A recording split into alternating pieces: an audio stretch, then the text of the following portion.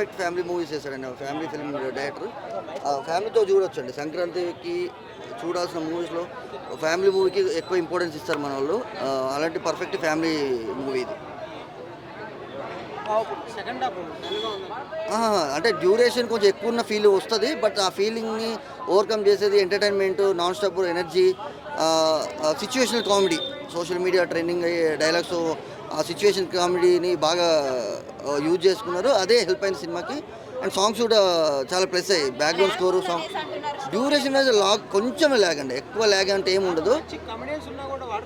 అంటే వాడుకునేది 100%, అంటే మీ పూర్తి స్థాయిలో వాడుకునేంత లేదు సిచ్యువేషన్. బట్ స్టిల్ ఉన్న వరకు వెన్నెల కిషోర్ గారు కావచ్చు, సత్య గారు కావచ్చు, మన బలగం గౌడ్ గారు కావచ్చు, ఉన్న సీన్స్ అన్నీ బాగానే పేలినాయి.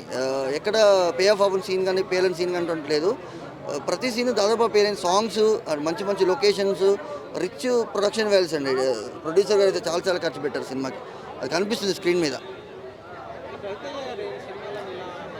రవితేజ గారు ఇంతకుముందు సినిమాలు కొంచెం డిసప్పాయింట్ చేసిన విషయం మీరు అంటున్నారు వాస్తవమే. బట్ స్టిల్ ఇది అట్లా డిసప్పాయింట్ ఏం చేయదు. పెట్టిన పైసా వసూలు, టికెట్ ప్రైస్కి 100% పైసా వసూలు. లేదండి, ఫెయిల్యూర్ మూవీ అసలు 100% కాదు. ఇంతకుముందు కొన్ని అవ్వచ్చు, బట్ స్టిల్ ఇదైతే ఫెయిల్యూర్ మూవీ కాదు. పర్ఫెక్ట్ ప్రాపర్ సంక్రాంతి మూవీ ఇది. 100% Sankranti movie, that family movie. Top 3లో ఉంటుందండి ఈ మూవీ అయితే. 100% టాప్ 3లో ఉంటుంది మూవీ. సంక్రాంతి ఫిలిమ్స్లో వచ్చిన డబ్బింగ్ ఫిలిమ్స్తో కలిపి ఒక 8 సినిమాల దాకా వచ్చాయి. అందులో టాప్ 3 అయితే ఉంటుందండి. Perfect family.